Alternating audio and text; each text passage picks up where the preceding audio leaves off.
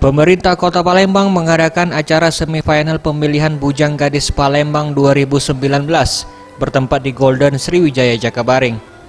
Di tahun ini pemilihan Bujang Gadis Palembang berbeda dari tahun sebelumnya karena adanya perwakilan dari setiap kecamatan yang ikut penyeleksian.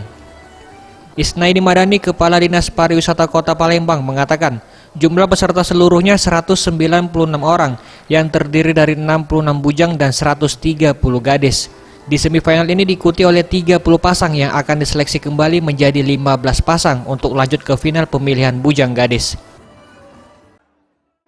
Ya, malam ini kita mengadakan acara yang namanya malam pemilihan bujang gadis, tapi semifinal ya. Di sini kita pilih dari 60 orang atau 30 pasang, nanti diseleksi menjadi 30 orang ya, 15 pasang yang akan ditentukan pemenangnya nanti di malam final. Nah, lanjutan dari sini tentunya nanti ada karantina dan sebagainya.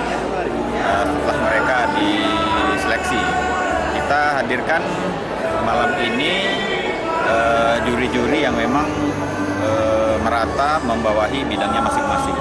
Ada bidang budaya, sejarah, ada bidang pengetahuan umum, bahasa asing ya, kesehatan dan sebagainya. Sehingga nanti kita harapkan Bujang Gadis Palembang yang nantinya akan menjadi representasi dari pariwisata Palembang, nantinya sebagai duta wisata, akan benar-benar bisa membanggakan. Bujang Gadis Palembang yang terpilih akan mengemban tugas menjadi duta pariwisata Kota Palembang. Tim Liputan Sriwijaya TV.